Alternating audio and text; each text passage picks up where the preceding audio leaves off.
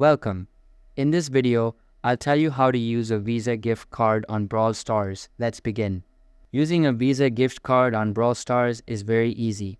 First, open the App Store on your iOS device. Tap on your profile picture at the top right corner to access your account. Look for the option to add a payment method or redeem a gift card. Select the option to add a new payment method.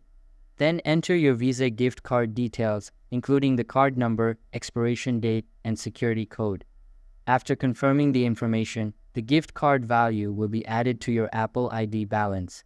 Next, open Brawl Stars and go to the in-game shop. When you make purchases, your Apple ID balance will be used for payment.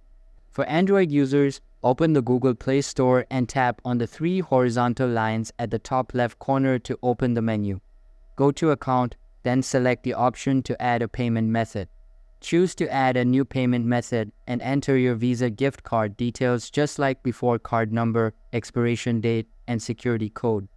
Confirm the information and the gift card value will be added to your Google Play account. Finally, open Brawl Stars and visit the in-game store to make your purchases. Your Google Play balance will be used for payment. That's it for this video. Thanks for watching.